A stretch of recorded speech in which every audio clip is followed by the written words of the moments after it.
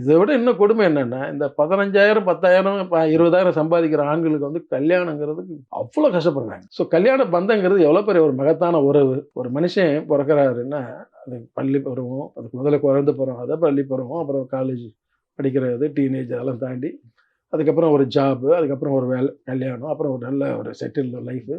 அதுக்கப்புறம் மறுபடியும் ஒரு குழந்தைகள், அந்த குழந்தைகள மறுபடியும் உருவாக்குறது ஒரு சைக்கிள். இந்த சைக்கிள தான் ஜெனரேஷன் பை ஜெனரேஷனா இந்த பூமி பார்த்துன்னு செஞ்சுட்டு இருக்குது. இவங்க ஒண்ணும் புதுசா ஒண்ணும் பண்ண போறதில்ல.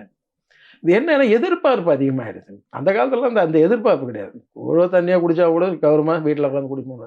அப்படியெல்லாம் இங்க யாரும் தயாரா இல்ல. இப்ப இருக்கிற எனக்கு எல்லாம் இருந்துக்கணும். நான் இப்படி தான் வாழணும். அப்படின்ற எண்ணத்துல இருக்கிறதுனால தான் அதிகமான அந்த எதிர்பார்ப்பு தான் இவங்கள வாழ்க்கையிலேயே டிஸ்டர்ப் பண்ணுது. சார் இந்த எதிர்பார்ப்பு சின்ன மீது எந்த பக்கம் அதிகமா இருக்கும்? அதான் மாப்பிள்ளை சைடு அதிகமா இருக்கா? பொண்ணு சைடு அதிகமா இருக்கா? இப்போ பெண்கள் வந்து பார்த்தீங்கன்னா, ஆண்களை விட என்னுடைய அனுபவத்துல வரக்கூடிய டாட்டாஸ் வச்சு நான் சொல்றேன்.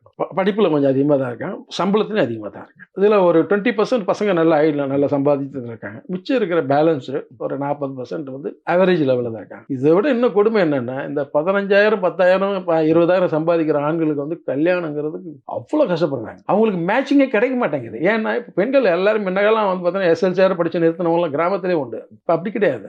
நல்ல கிராமத்திலேயே இப்போ நல்ல டபுள் டிகிரி இப்படி தான் போயிடுச்சு.